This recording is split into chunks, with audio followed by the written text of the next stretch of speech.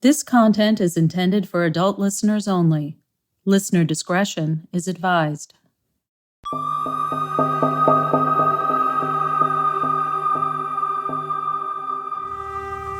It took me 3 weeks to get to Southern Dominion.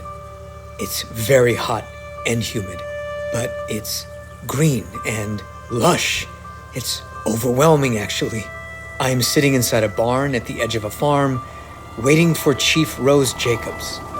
I can see self-driving combines in the fields, workers of all kinds, very busy, and lots of children just playing, and they're laughing. Cows, horses, pigs, chickens, huge piles of fresh corn, soybeans, sweet potatoes. There is an abundance of smells and aromas that I've never experienced, like the earth is alive and it's flourishing. And this is where Semha grew up. So, Chief Jacobs, what I've been warned is that she's quietly manipulative, will even play ignorant, but I think she just quietly judges people.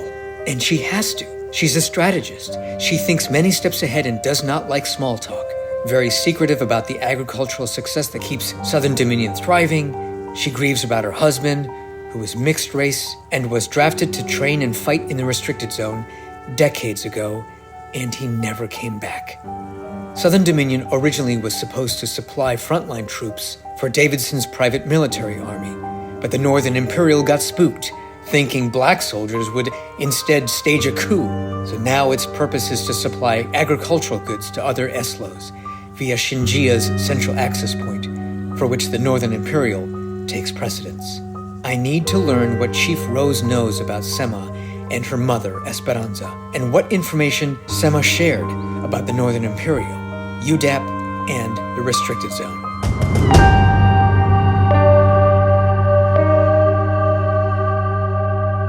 Entertaining Diversity presents Caucus, After the Fall, created by Teja Arboleda.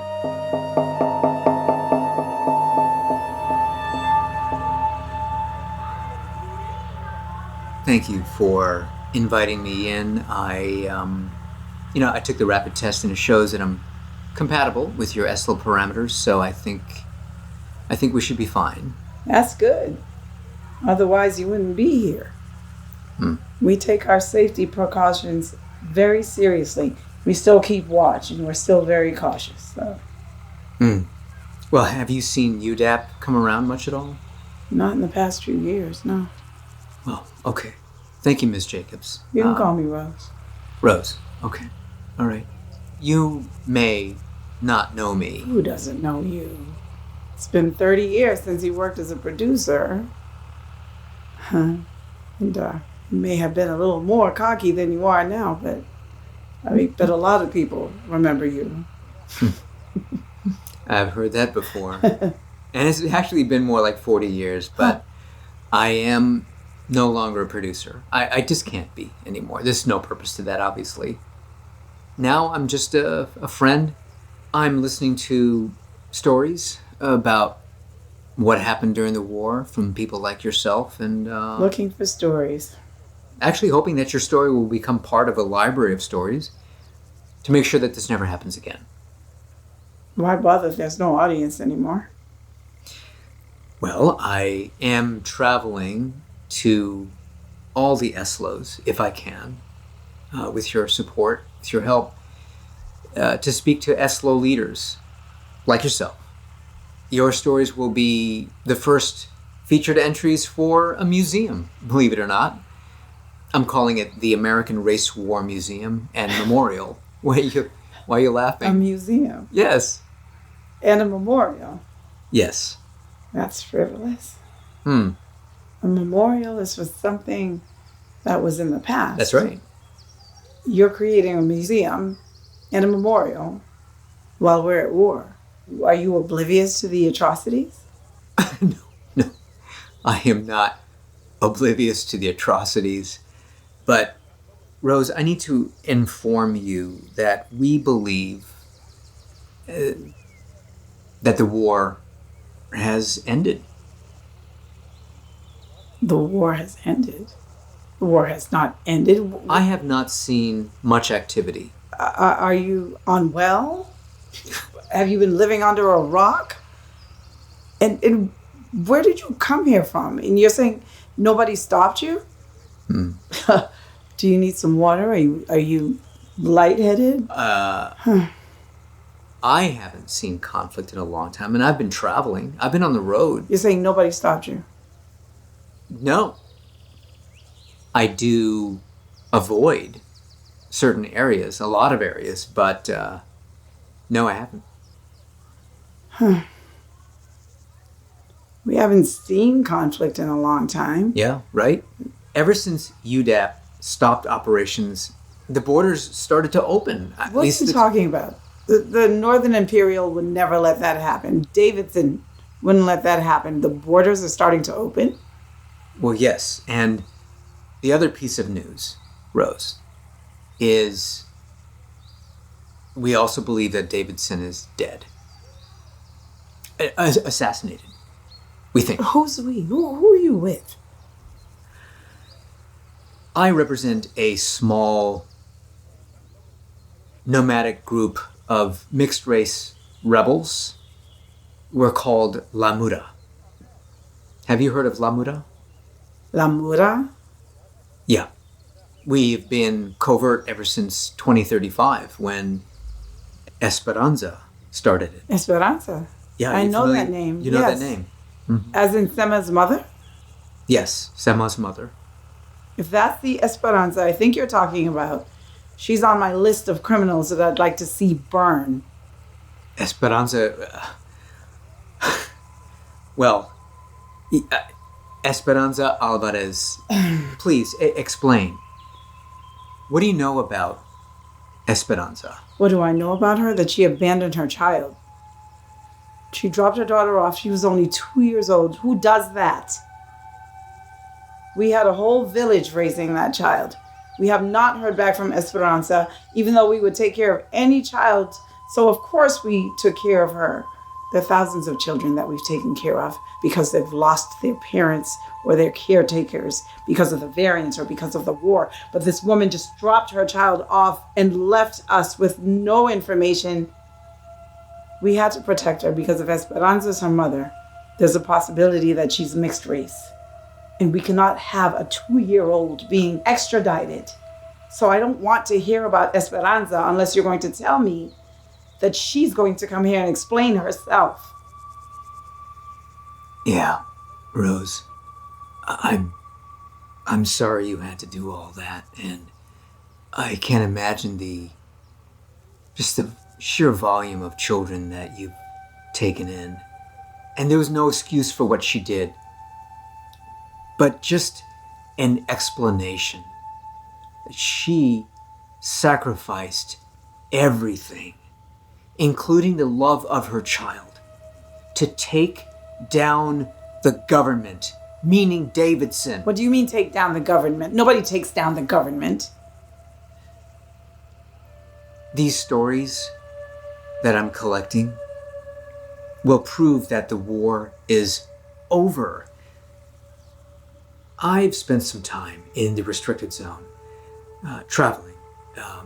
I've been to Xinjia, and then after that I went to meet with someone who is an informant, a defector from the Northern Imperial. I don't believe you. If the war is over and the borders and the Eslos are open, you're saying I'll...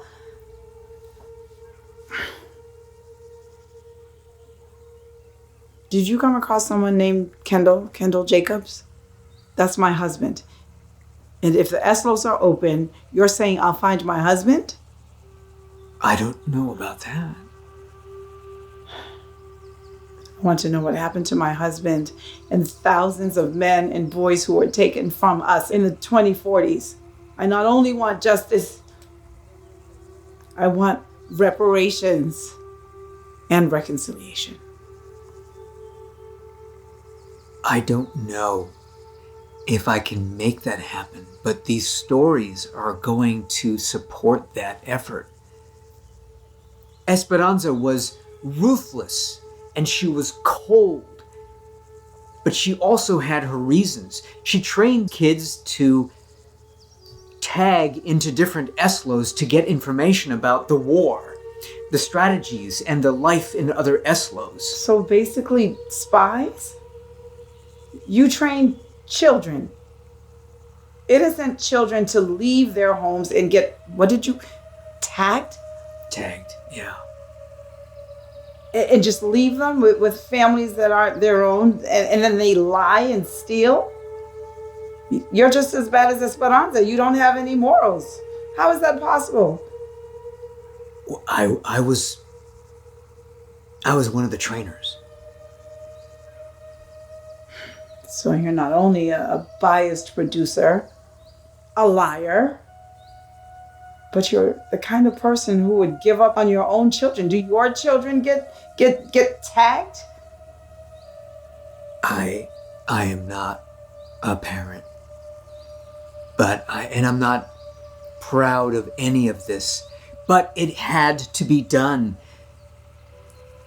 We didn't start this war.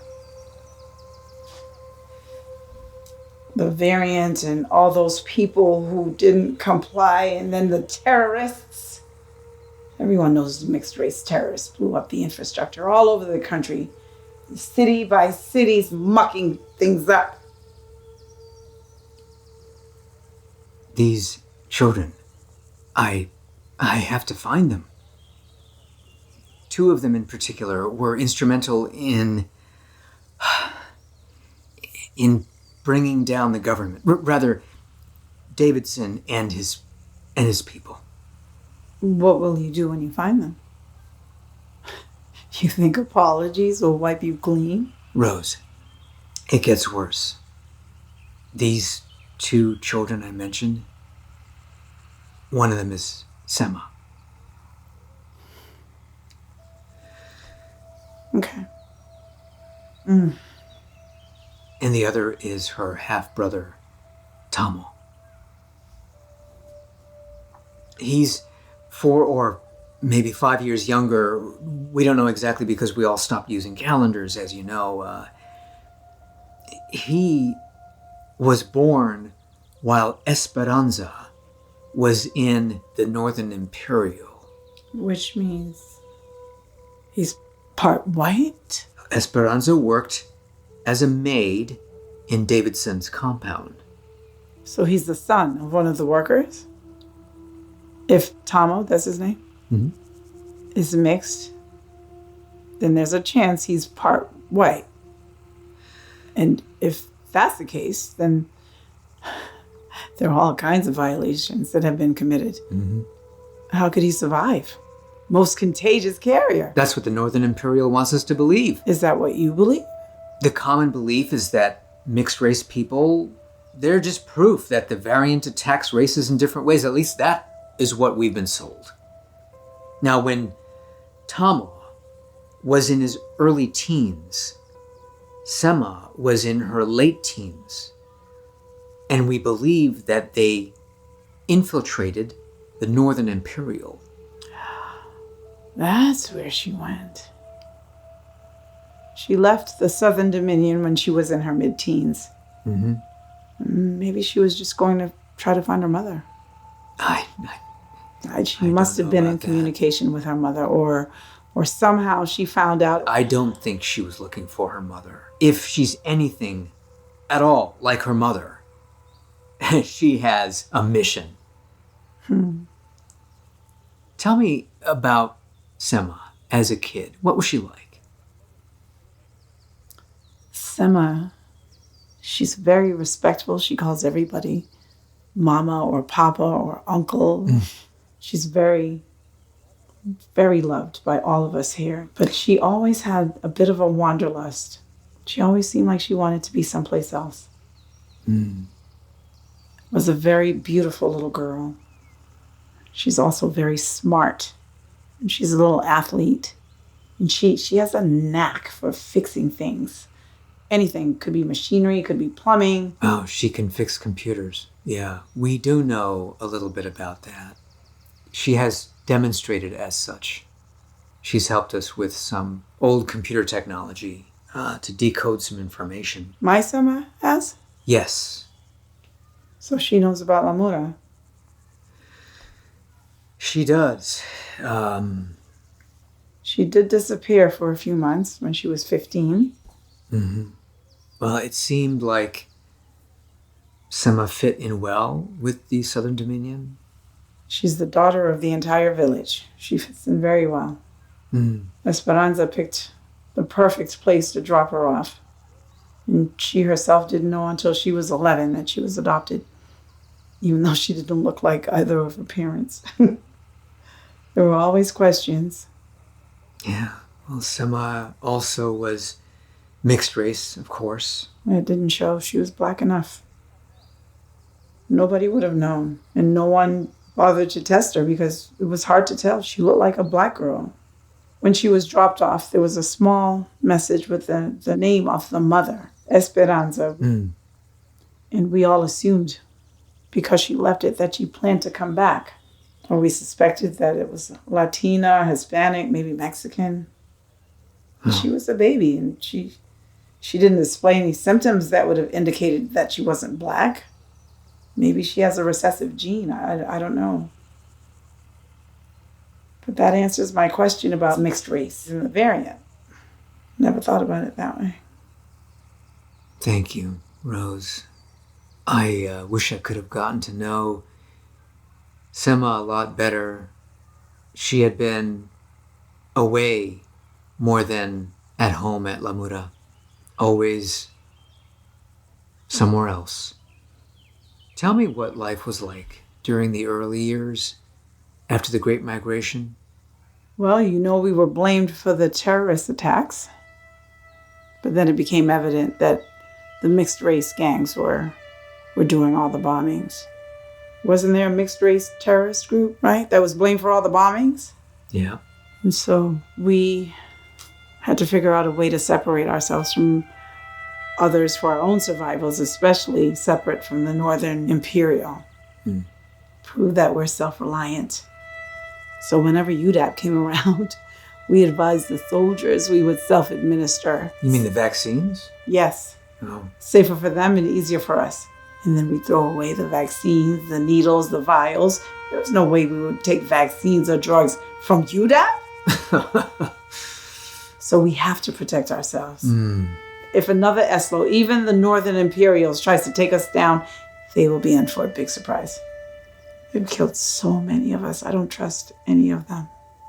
I don't even want to know who they are. These other Eslos, they live different lives and they're vicious. You've seen what they've done. The burnings, the destruction. We have survived hundreds of years on this side of the planet. So we'll survive more as Black people. How did Southern Dominion then switch to agriculture?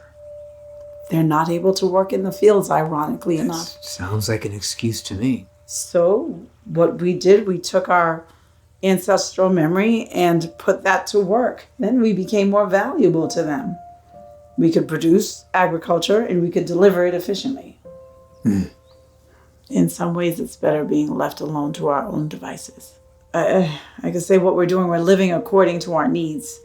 I could say we made the most out of it as often as we could. I could say we actually had it good given the circumstances. But the reality is, if you really want to know, we're surviving the way we've always had to survive.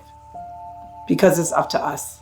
There's anxiety and depression. There's so much anger and resentment triggers, hypertension, high blood pressure, generational trauma. There's so many of us who've lost family and friends and community, and thousands, hundreds of thousands gone. We don't know where they are, never heard from. Families are torn apart. In some ways, I resent that you are here.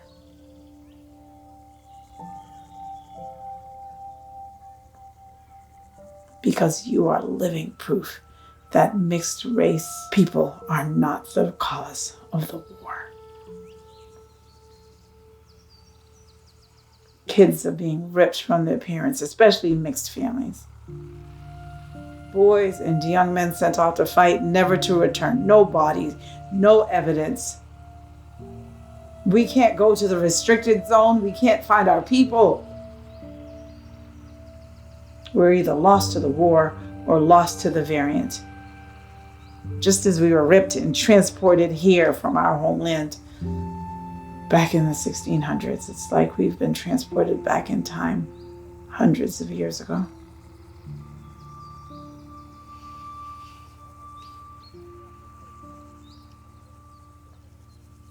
Southern Dominion was assigned or originally designated as a military support.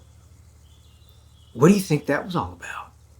Well, what we were told was that we were the protected states, but we know it was to keep us close to the Northern Imperial to be controlled, right?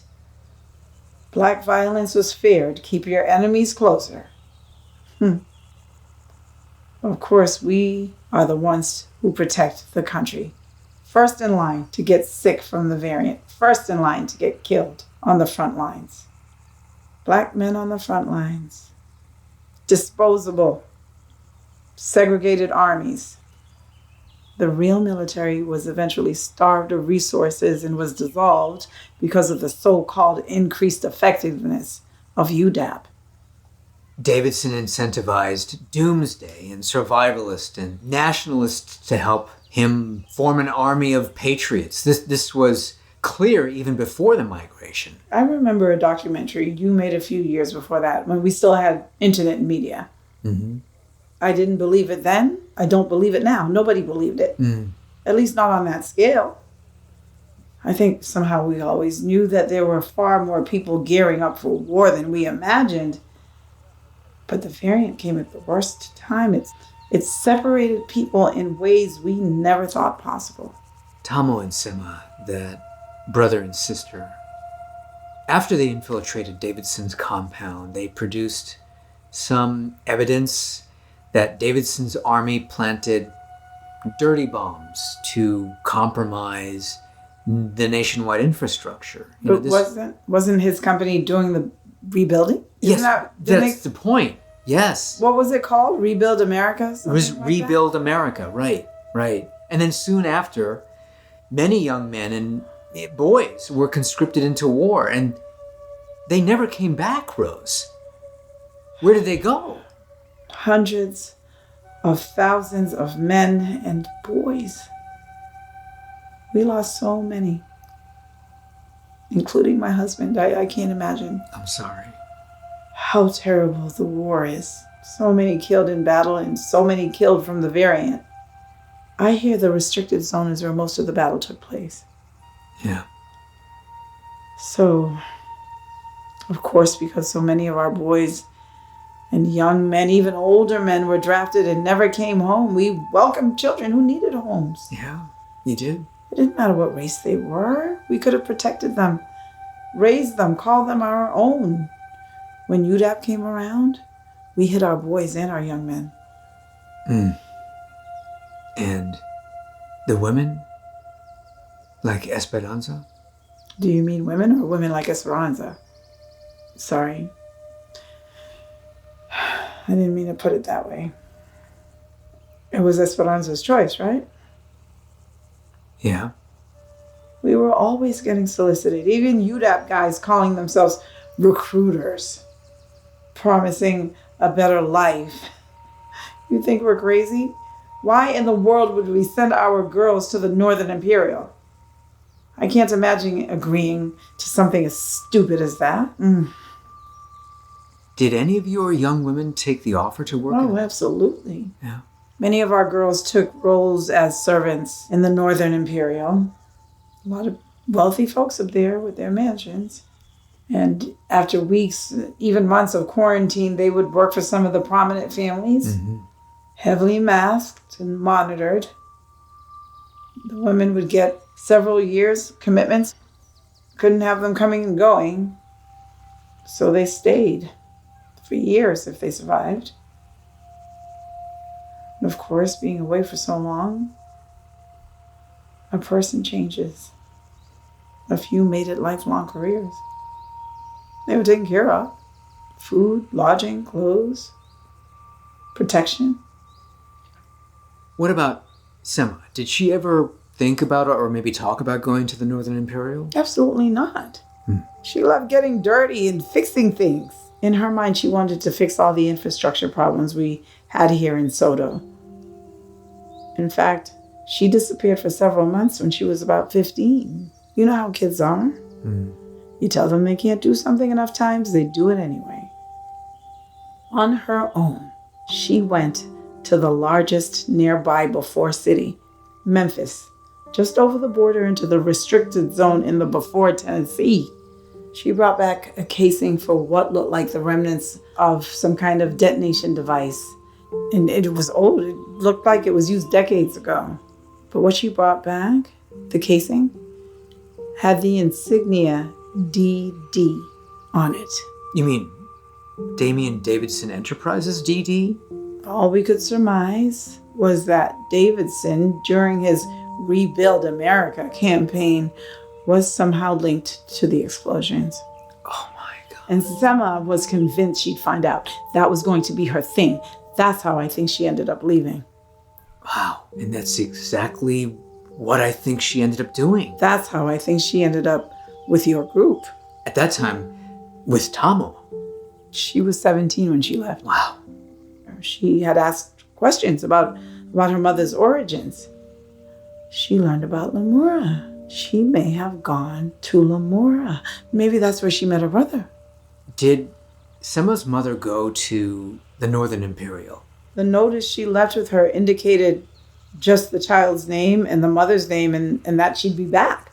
Or we thought she'd be back.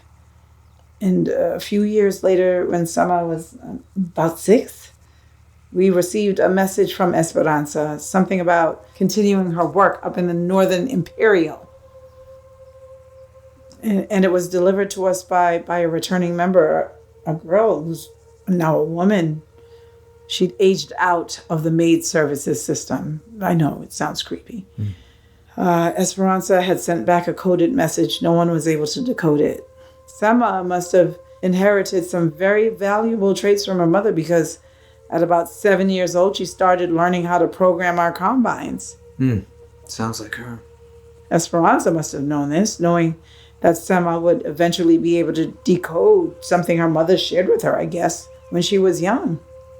It would have been years, though, before that happened. Esperanza must have given up. There were a few things in the message that didn't need coding, however. Something about Esperanza being pregnant again and how upset she was. But Semha was very angry and upset. Already abandoned once by her mother, now another child on the way? But who could she have had a child with when she was in the Northern Imperial for more than a year at that point? Well, according to the letter. Did Esperanza share anything else with Semha? I would have told you some of this earlier, but I had to know I could trust you first. Turns out that the message was not just digital. In the envelope, there was a card.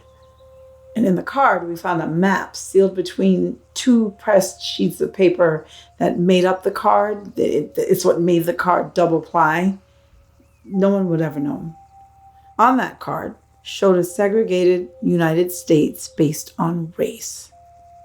And it was signed by Damien Davidson. So he had plans to usurp and create a new military structure, a new change of command, and origins of troops. Semha, along with her brother Tamo, may have found some evidence that Davidson oversaw the planting of dirty bombs in the city's gas, water, all infrastructure. He had full control over the building of infrastructure. I wouldn't be surprised. A man like that is the actual dirty bomb. I have a lot of data and information from the reconnaissance work that Tamo and other kids were doing. So the reality is that we think that the UDAP training that took place in these large swaths of land in the restricted zone, there was something going on there. They warned everybody of toxicity, that they were testing variant fighting spray chemicals. Why would they have been testing vaccines in the middle of the restricted zone? Who were they testing it on? I think that really Davidson's science team, they found rare earth resources like decades ago. Isn't that where these mines are now? Weren't people removed from Yeah, many of the indigenous people who lived in that area where these rare earth resources were found, they were moved away to homeland. So these people lived in what is now the restricted area, but now they're in homeland. Yeah. So I think you need to talk to these people. You said this has been going on for decades? Yeah. If you can learn about what's really going on there, you'll uncover some of those great facts a producer like you'd like. But it might help you find Tomo and Semha. It just seems... I'm certain that Semha at least is on that trail. And if Tomo is also his mother's son, no doubt he's on that trail with her. That might explain why New Raja was designated as the trade hub. As UDAP was deployed throughout the restricted zone, that strategy could actually have been Northern Imperial's way to control natural resources. If UDAP pulled in the hundreds of thousands of soldiers from other SLOs to fight in the restricted zone, but they were harboring precious metals, then where are those soldiers? I don't know. And what are they planning on doing with those rare earth materials? I wouldn't put it past them or Davidson. It's possible that it's also a ruse, a decoy to get the rest of the country to be hyper-focused on that, not the real issue. Separating by race and eugenics and who knows what. You need to go to Homeland and find out about these rare earth resources. I think you're right. Eventually, you'll find Tomo and Semha and the others. But this information is going to be very valuable if I'm right about what I think you're intending to do with that information. But I do think you're right that the war is over. Go in peace.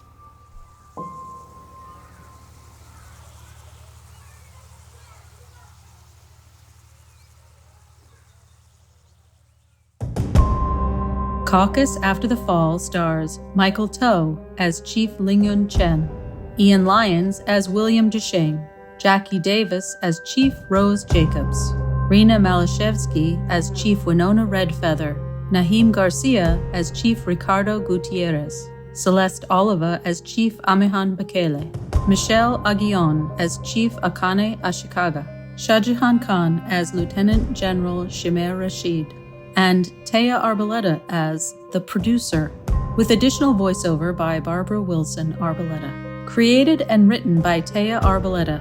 Script advisor Barbara Wilson Arboleda. Directed and executive produced by Teja Arboleda. Co-produced by Michael To and Barbara Wilson Arboleda. Original music and soundscaping by Arshan Galas. Edited by Teja Arboleda. Casting director Michael To. Development Director, Dan Watanabe. Marketing Coordinator, Katie Arboleda. Special thanks to Desiree Cooper. This podcast was recorded under a SAG-AFTRA micropod agreement. Caucus After the Fall is an entertaining diversity production in partnership with To Arboleda Films. Caucus After the Fall was developed from the original story Caucus by Teja Arboleda. All characters and other entities appearing in this work, Caucus and Caucus After the Fall, are fictitious. Any resemblance to real persons, dead or alive, or other real-life entities, past, present, or future, is purely coincidental. For more information, go to www.entertainingdiversity.com.